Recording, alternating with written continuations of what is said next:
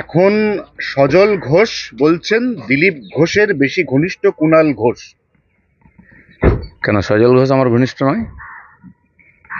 আমার সঙ্গে কুণাল ঘোষও ফটো তোলে, সজল ঘোষও ফটো তোলে, সবাই ফটো তোলে। ঘনিষ্ঠ আমি সবাইকেই ঘনিষ্ঠ মনে করি। কেউ যদি দূরত্ব সময় সময় বাড়ায় কমায় সেটা তার ব্যাপার।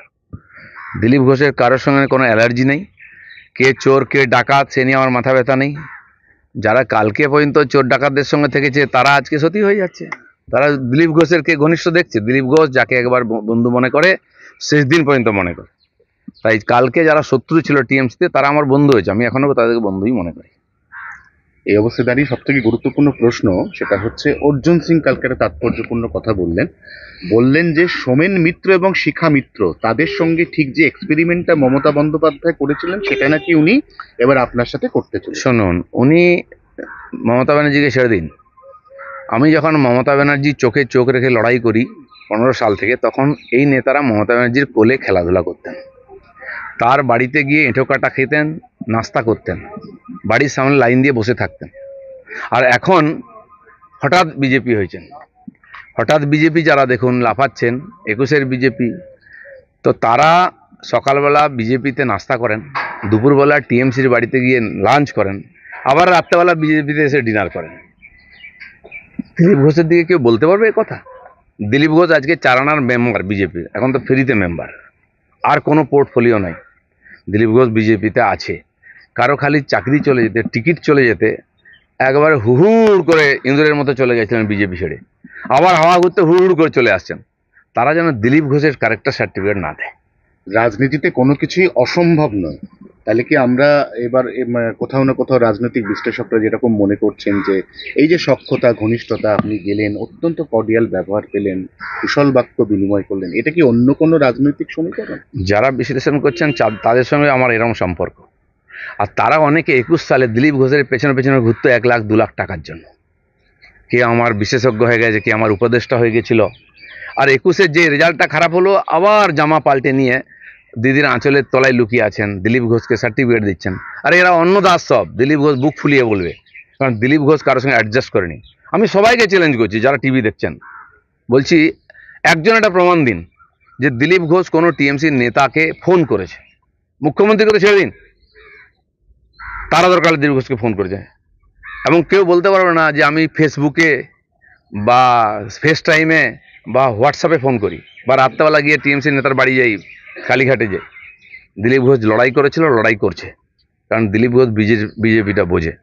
যারা আজকে হিন্দু হিন্দু ভাই ভাই বলছে, তারা হিন্দুর মন্দির থেকে হিন্দুকে আলাদা করছে। বিজেপি তাই করেছে নাকি? কাশী বিশ্বনাথ মোদিজি তৈরি করেছেন, কেউ বলবে মোদির মন্দির, সবাই মাথা ঠুকছে। আমি তো বলছি, যদি জগন্নাথ মন্দিরে গিয়ে কেউ মাথা ঠুকে দেছে, কি টিএমসি হয়ে যাবে? এত বোকা ভাবেন মানুষকে আপনারা। আর সিপিএম একসময় বলতো যে ওই বিবেকানন্দ আর এই বিবেকানন্দ, এটা আরএসএসের বিবেকানন্দ, এটা আলাদা। টিএমসি বলেছে রামায়ণের রাম আলাদা, বিজেপির রাম আলাদা। আমরা তা মনে করি না। যেটা পুরীতে জগন্নাথ আছেন, সেই জগন্নাথও দীঘাতে আছেন, যার যেখানে ইচ্ছা যান। আমরা ভেদাভেদ করি না। সবাই বলে বিজেপি মন্দির রাজনীতি করে, 100 বার করে, করবেও। তো যদি মন্দির রাজনীতি আমরা করে থাকি, আমরা হিন্দুকে মন্দির থেকে আলাদা রাখবো, তারপরে হিন্দু বিজেপিকে ভোট দেবে? হিন্দু হিন্দু ভাই ভাই বলবো, আর হিন্দু উৎসবে হিন্দুকে আলাদা করব, বিজেপিকে হিন্দু ভোট দেবে? কে শিখিয়েছে? সেরকম যারা এই হঠাৎ বিজেপি না, তারা বিজেপিকে বুঝতে পারবেন না। কড়া কড়া কথা বলা দিলীপ ঘোষ, অনেকে বলছেন যে বিয়ের পরে দিলীপ দা অনেক নমনীয় হয়ে গেছে। অনেক ধারণাই ভুল হয়েছে লোকেদের, এটাও ভুল হবে। ঠিক আছে, সৌমিত্র খান অনেক কিছু বলছেন, তার মধ্যে সব থেকে বড় কথা হচ্ছে সোশ্যাল মিডিয়াতে তিনি লিখছেন যে আপনি একটা নিদর্শন যেখানে একজন ত্যাগী কিভাবে ভোগী হতে পারে। তার পাশাপাশি একটা অ্যাড করে সেখানে না আরো বলেছে, ওকে অনেক লোক বলাচ্ছে, কারণ তার নিজের কোনো বুদ্ধি নাই। তো তার বউ বলেছে, আমি বলিনি। তার জীবন চরিত্র দেখুন, সে কটা পার্টি করেছে। গোটা রাত আপনার সঙ্গে বিছানায় কাটিয়ে সকালে গঙ্গা স্নান করে বলছে আমি সতী। এরকম অনেক নেতা আমাদের বাড়িতে আছেন, তাদেরকে আমরা পুষে রেখেছি। কাল যদি বন্ধ করে দিই না, সব ওইদিকে লাইন লাগাবে। তারা আমাদের বাড়িতে পোষ্য আছেন। বিজেপি পুষেছে অনেক নেতাকে, যারা পেপারে বলছেন, যারা নেতাগিরি করছেন, কাল বন্ধ করে যাবে। সেই জন্য দিলীপ ঘোষকে জ্ঞান দিতে আসবেন না। আপনাদের কাল চরিত্র, রোজ যে পার্টি পাল্টায়, রোজ যে বিছানা পাল্টায়, সেসব লোক অন্তত যাই পুরো বিজেপি নিয়ে কথা যেন না বলে, আর দিলীপ ঘোষ যেন বলতে না পারে। দিলীপ ঘোষ খালি হাতে বিজেপিতে এসছে, রাজনীতিতে এসছে, খালি হাতে যাবে। কোনো বোঝা নিয়ে আসেনি, কোনো বোঝা নিয়ে যাবে না, কিন্তু মাথা উঁচু করে রাজনীতি করবে যতদিন বিজেপি করবে। সৌমিত্র খাঁ বলছেন যে जवाब मिलेगा। ये प्रधानमंत्री का नेतृत्व है और प्रधानमंत्री चाहते हैं कि हर आतंकी को घुस के मारेंगे। चाहे हमारे माननीय प्रधानमंत्री हो, चाहे हमारे माननीय गृह मंत्री हो, वो खाली बोलते नहीं है, करके दिखाए हैं। देश में गृह मंत्री होता है और सरदार पटेल के बाद लोग भूल गए थे।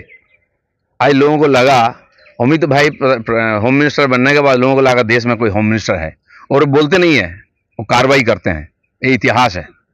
असूदुल ओवैसी ने कहा है कि भाजपा कह रही घर में घुस के मारेगी, लेकिन सर सरकार केंद्र सरकार अगर नहीं मार पाई तो भाजपा सरकार घर में घुस जाएगी।